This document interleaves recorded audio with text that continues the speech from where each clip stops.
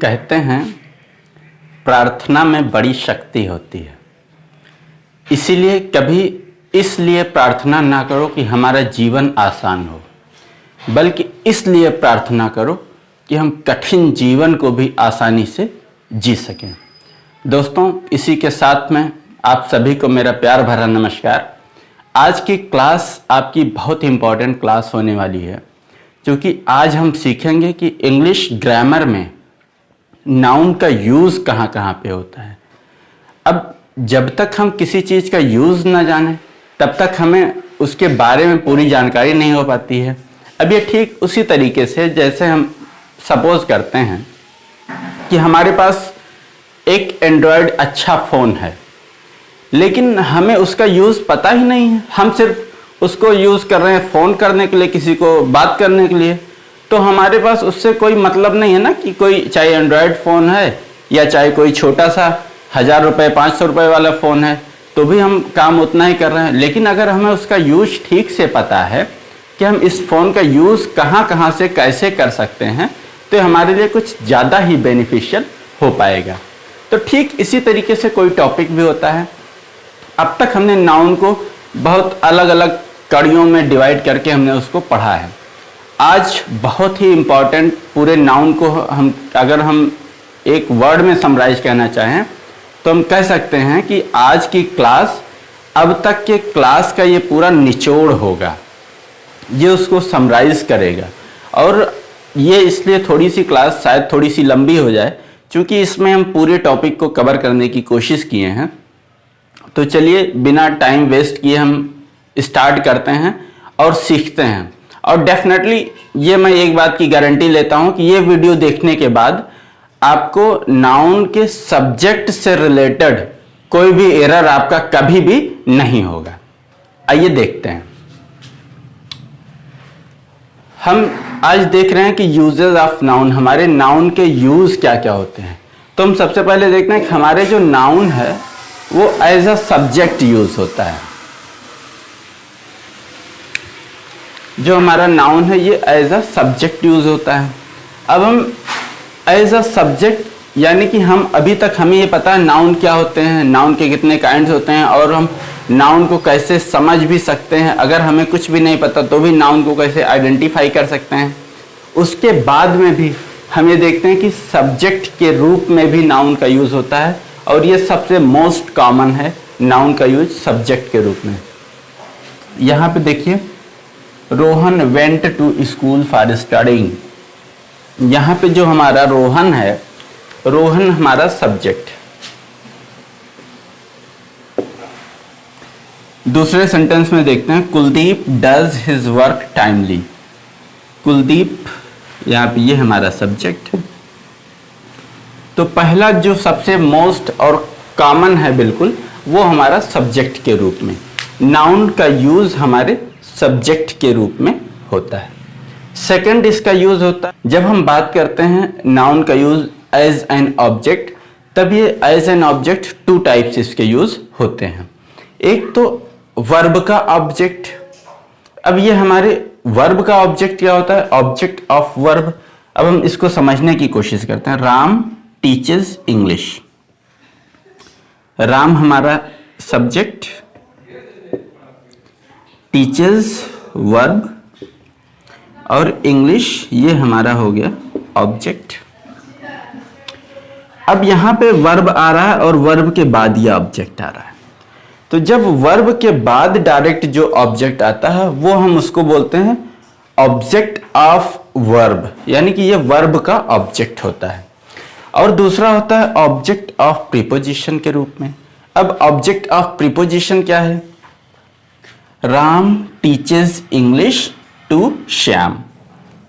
ये हमें पता है सब्जेक्ट, ये वर्ब, ये ऑब्जेक्ट हमारा, ये टू हमारा प्रीपोजिशन, श्याम हमारा ऑब्जेक्ट। अभी हम इसकी बात नहीं कर रहे हैं कि ये भी ऑब्जेक्ट, ये भी object, direct object, indirect object, हम इसकी बात नहीं कर रहे हैं।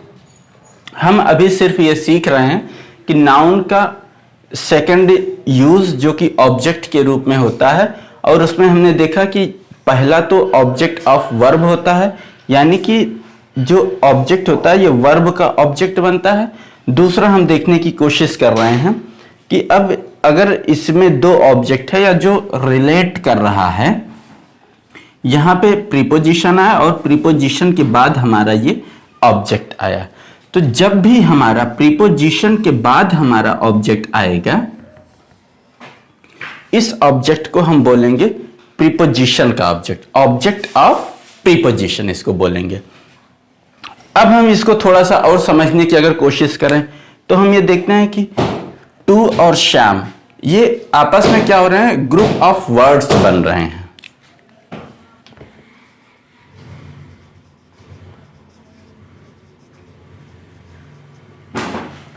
आपस में ये ग्रुप ऑफ वर्ड्स बन रहे हैं। तो हमें पता है ग्रुप ऑफ वर्ड्स को हम बोलते हैं फ्रेज। तो हम यहां पे लिख सकते हैं फ्रेज, क्योंकि ग्रुप ऑफ वर्ड्स हैं तो ग्रुप ऑफ वर्ड्स को हम बोल सकते हैं फ्रेज। क्योंकि ये फ्रेज हमारा इस प्रीपोजिशन के कारण बन रहा है, इसलिए इससे बने फ्रेज को हम बोलेंगे प्रीपोजिशनल फ्रेज।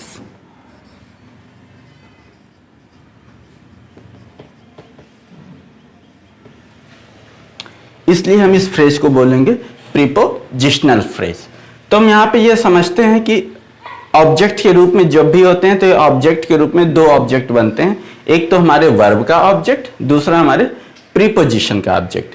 वर्ब के ठीक बाद कोई ऑब्जेक्ट आ रहा है तो वो हम डायरेक्ट उसको वर्ब का ऑब्जेक्ट बोलेंगे और ऐसे केस में प्रीपोजिशन की जरूरत नहीं होती है। लेकिन जब दूसरा हमें डायरेक्ट प्रीपोजिशन भी आ रहा है, उसके बाद ऑब्जेक्ट भी आ रहा है, तो ऐसे केस में इस ऑब्जेक्ट को हम बोलेंगे प्रीपोजिशनल ऑब्जेक्ट। ये प्रीपोजिशन का ऑब्जेक्ट होता है, ये वर्ब का ऑब्जेक्ट नहीं होता है। और ये यहां से ग्रुप ऑफ वर्ड्स भी बन रहे हैं, तो इनको हम समझते हैं जो ग्रुप ऑफ वर्ड्स होते हैं उन्हें हम बोलते हैं फ्रेज। क्योंकि ये फ्रेज हमारे प्रीपोजिशन के कारण बन रहे हैं, इसलिए ऐसे फ्रेज को हम बोलते हैं प्रीपोजिशनल फ्रेज। तीसरा हमारा आता है noun as a gerund. Noun का जीरंड के रूप में यूज। अब जीरंड का यूज समझने से पहले हम ये देखते हैं कि आखिर हमारा जीरंड क्या होता है। हम कभी कभी ये देखते हैं कि सिर्फ वर्ब की आईएनजी फॉर्म में आईएनजी फॉर्म को लगा के ही उसको नाउन के रूप में कार्य करवा दिया जाता है। तो वर्ब की ऐसी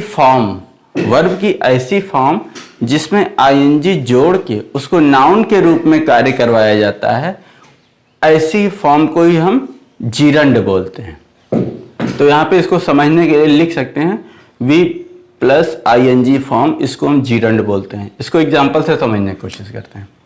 swimming is good for health.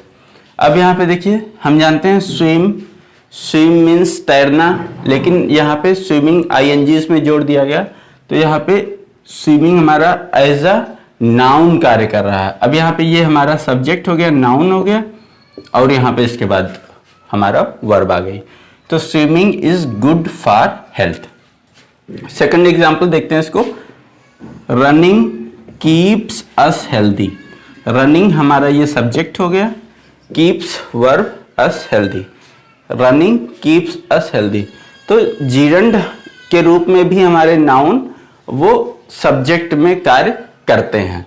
हम ये देख सकते हैं इसको वर्ब में जब भी हम आईएनजी लगा के उसको सब्जेक्ट के रूप में कार्य करवाते हैं तो हमारे ऐसे वर्ब के फॉर्म ये नाउन कहलाते हैं, और इनको एक स्पेशल नाम जिनका जीरंड के रूप में हम इनको जानते हैं।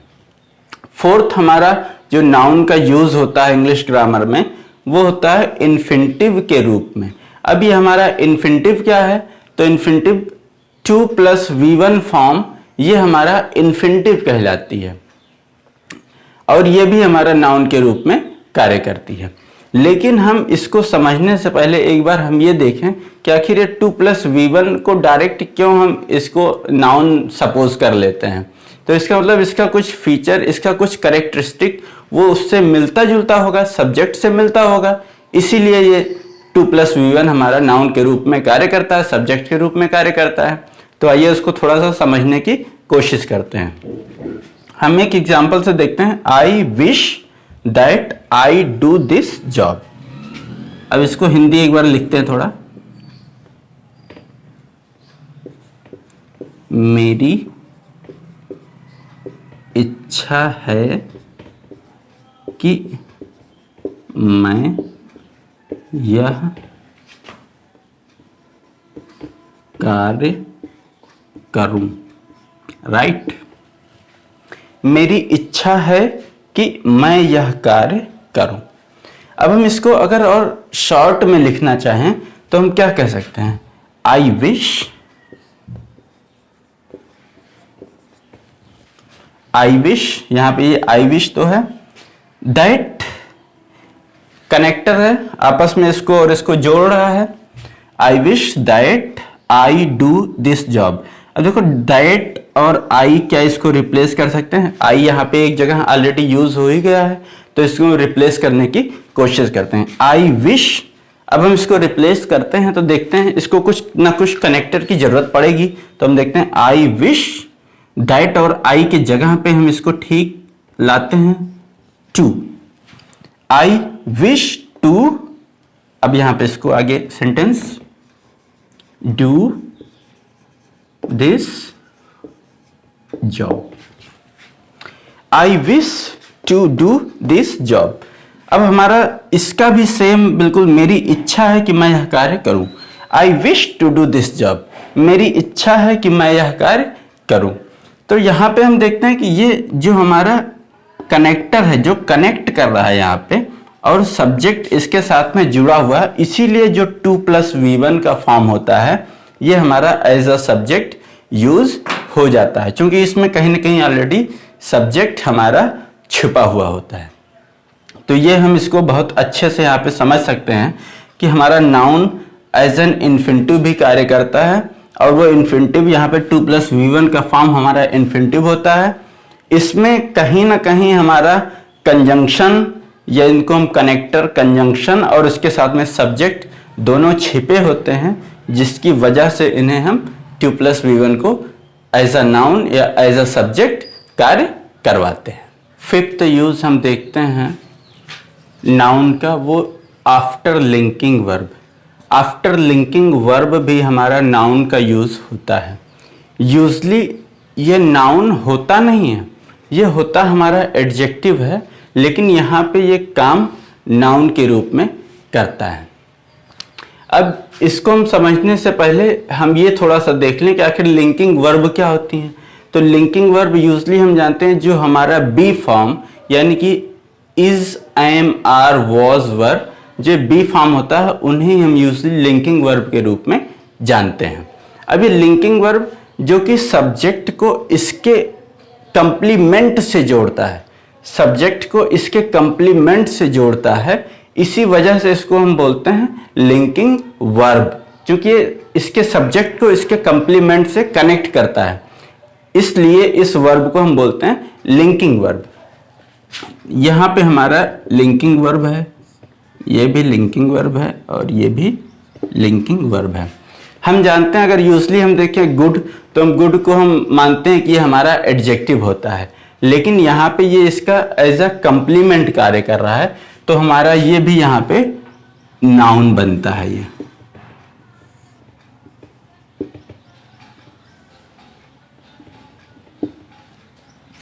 ये हमारे यहाँ पे एज अ फंक्शन नाउन करता है। तो इस वजह से हम इसको देखें, हमने इसके नाउन के यूजेस इंग्लिश ग्रामर में हमने सीखने की कोशिश किया। तो फर्स्ट हमने देखा है नाउन का यूज सब्जेक्ट के रूप में, सेकंड हमने देखा है ऑब्जेक्ट के रूप में। जब ये ऑब्जेक्ट के रूप में कार्य करते हैं तो वहां पे या तो वो वर्ब का ऑब्जेक्ट बनेंगे या तो प्रीपोजिशन का ऑब्जेक्ट बनते हैं। थर्ड हमने देखा जीरंड के रूप में, फोर्थ हमने देखा इन्फिनिटिव के रूप में, एंड फिफ्थ और लास्ट ये हमने देखा कि लिंकिंग वर्ब के बाद भी हमारे नाउन का यूज होता है। तो इस तरीके से आज हमने ये बहुत ही इंपॉर्टेंट टॉपिक कवर किया है। इसके साथ में हम यही कहेंगे कि आप ये वीडियो को 1-2 बार देखें, जिससे कि आप इन चीज़ों को और बारीकी को बहुत अच्छे से समझ पाएं। और वीडियो को लाइक कीजिए, चैनल को सब्सक्राइब कीजिए और अपने फ्रेंड्स में भी शेयर कीजिए। Thank you.